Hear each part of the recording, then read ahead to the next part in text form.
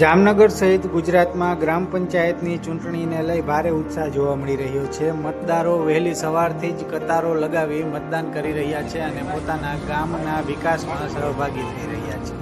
ત્યારે હાલ જામનગર જિલ્લાનું વિભાપર ગામ ખૂબ ચર્ચામાં આવ્યું છે, કારણ કે અહીં છેલ્લા 40થી 45 વર્ષથી ચૂંટણી થઈ નથી। એનો મતલબ એવો છે કે ગ્રામજનો સંપ અને એકસુરતા દાખવી અને ગ્રામ પંચાયતને સમરસ ગ્રામ પંચાયત કરતા હતા, પરંતુ હવે 4 યુવાનો ગામની સેવા કરવાની નેમ સાથે મેદાને ઉતરતા લાંબા સમય બાદ ગ્રામ પંચાયતની ચૂંટણી થઈ છે। મારું નામ ધીરુભાઈ એલ પણસારા, માજી સરપંચ। છેલ્લા મને ખ્યાલ છે ત્યાં સુધી 45 વર્ષ પહેલાં ચૂંટણી થઈ હતી।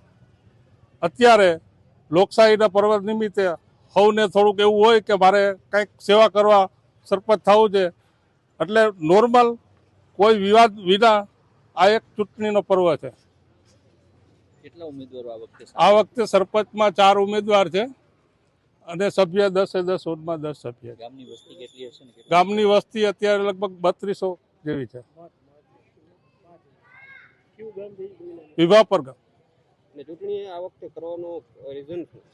કરવાનો રીઝન હોતો જ નથી। અમે લગભગ 45 વર્ષથી સમરસ જ કરી છે, પણ આમાં એવું હોય કે આ તો લોકશાહી છે અને આમાં બધાને એમ હોય કે હું કાંઈક સેવા કરું ગામની, એટલે એ હેતુથી ફોર્મ ભરી દીધેલા છે। પણ એ આમ ચૂંટણી જેવો માહોલ કે કોઈ ચૂંટણી લક્ષી એવું કાંઈ છે નહીં।